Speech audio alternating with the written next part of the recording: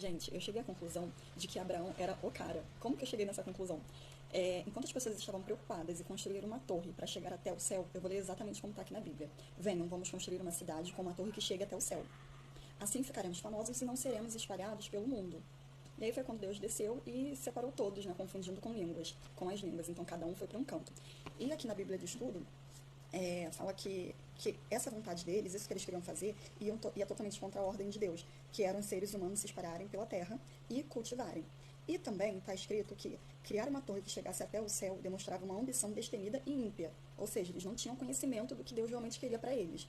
E aí, continuando, a diferença entre Abraão e essas pessoas é que enquanto essas pessoas estavam preocupadas em criar essa torre para chegar até o céu, para ficarem famosas e não se espalharem pela terra, Abraão se preocupava em tudo que acontecia na vida dele, em construir o altar, em construir a torre dele para engrandecer o nome de Deus. E com isso, o que Deus falou para ele? Que o tornaria famoso, sem Abraão pedir. Então, os outros queriam ser famosos e Abraão não pediu.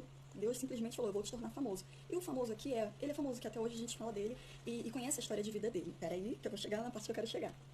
A todo momento a gente vê que Abraão parou e construiu um altar. E tem até momentos aqui que diz, como de costume, construiu um altar. Então isso fazia parte do dia a dia dele, construir um altar para glorificar a Deus.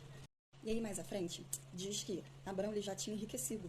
Junto dele, o sobrinho enriqueceu também. Então eles tinham muitos rebanhos, muito gado, e a terra não tinha recurso suficiente para sustentar todo esse rebanho, todo esse gado. Então o que Abraão fez, gente? Com toda a humildade dele, por isso que eu falo que ele era o cara, virou para o sobrinho dele e falou que para que a gente não tenha mais desentendimento, porque nós somos parentes próximos, toda essa terra está à sua disposição. Escolhe uma parte para você. Se você escolher a esquerda, eu vou para a direita. Se você escolher a direita, eu vou para a esquerda. Ele não virou e falou, olha, eu vou ficar com tal parte, porque no pensamento dele, essa tal parte aqui, a terra é mais adubada, a terra é melhor, então você vai ficar com a outra parte. Não, ele deixou que o sobrinho escolhesse a melhor parte. E aí, caminhando nisso, aí eu já vi, falei, ele é o cara, porque o que a gente faria? Vamos ser sinceros. A gente escolheria a melhor parte, não é verdade? E mais à frente, fala que Deus recompensou Abrão e falou para ele, olha até onde a sua vista alcançar, em todas as direções, norte, sul, leste e oeste. Toda esta terra que você está vendo, até onde sua vista alcança, eu dou a você e seus descendentes como propriedade para sempre. Eu lhe darei tantos descendentes quanto e aí continua. Mais pra frente, houve uma guerra e o Ló, sobrinho de Abraão, foi capturado. Quando Abraão descobriu, ele mobilizou 318 homens para recuperar tudo de volta, né? Os bens, as mulheres, os prisioneiros e o sobrinho dele. E ele venceu essa guerra. O Melquisedeque, que era o rei de Salém, abençoou, levou vinho, levou pão e abençoou Abrão, dizendo assim, bendito seja Abrão pelo Deus Altíssimo, Criador dos céus e da terra, e bendito seja o Deus Altíssimo que derrotou seus inimigos por você. Já e o Abrão, ele entregou a Melquisedeque um décimo de todos os bens que ele havia recuperado. Já o rei de Sodoma agradeceu e falou para ele, devolva-me apenas as pessoas que você capturou. Os bens pode ficar para você. E qual foi a resposta de Abrão? E Abrão não aceitou. Ele falou assim, exatamente desse jeito. Juro, deixa eu achar aqui, juro solenemente diante do Senhor, o Deus Altíssimo, Criador dos céus e da terra, que não ficarei com coisa alguma que é seu, nem sequer um fio ou uma correia de sandália. Do contrário, o rei poderia dizer, fui eu quem enriqueci Abrão. Aceito apenas aquilo que os meus jovens guerreiros comerem, e peço que dê uma parte justa para os meus aliados. E depois de ler essa parte, que eu cheguei nessa conclusão. E eu falei aqui, alto lendo, Abrão é o cara. Porque em nenhum momento ele pensava nele, ele pensava sempre no próximo. Porque dele, gente, ele sabia disso, ele tinha a certeza, a convicção que dele Deus cuidava. Deus provia tudo o que ele precisava. Ele aceitou somente o que os servos não, os guerreiros dele iam comer. Porque eles acabaram de voltar de uma guerra, eles tinham vencido, então imagina o quão famintos esses homens estavam. E como a Bíblia diz, as bênçãos seguem quem é fiel a Deus.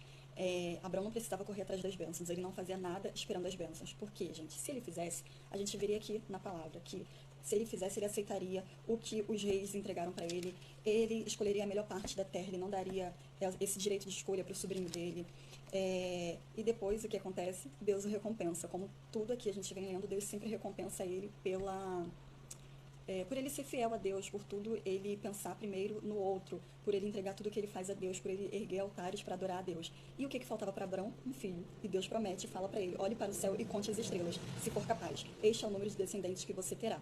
Abraão creu no Senhor e assim foi considerado justo. Me diz, ele é o cara ou não é, gente? E essa passagem me levou a refletir sobre quem eu quero ser. Se eu quero ser como esse povo que construiu torre para chegar lá no céu, para chegar no topo, para ter reconhecimento, para serem conhecidos por eles mesmos, para alcançar o sucesso e abrir mão de tudo que Deus planejou, ou como Abrão, que no lugar de torre escolheu construir altar para Deus. Então aqui nós temos dois pontos, né? Torre e altar. E eu quero poder todo dia escolher construir altar para Deus. Abdicar das minhas decisões, das minhas vontades, do que seria para mim, para querer o que é para o outro, de querer o reconhecimento para mim, para querer o reconhecimento para Deus. Um altar onde eu vou entregar a confiança de que nada vai me faltar, de que Deus provê tudo. Como eu falei, a confiança que Abrão tinha em Deus, de que Deus faria tudo por ele. Então, ele não precisava pensar nele. Por isso que Abrão pensava sempre no outro, porque dele Deus cuidava. Então, eu quero apresentar esse altar a Deus, um altar de confiança, de submissão, de gratidão por quem Deus é, pelo que ele faz por mim, mesmo sem eu merecer. Então é isso, gente. Que a gente possa escolher sempre construir altar no lugar de torre.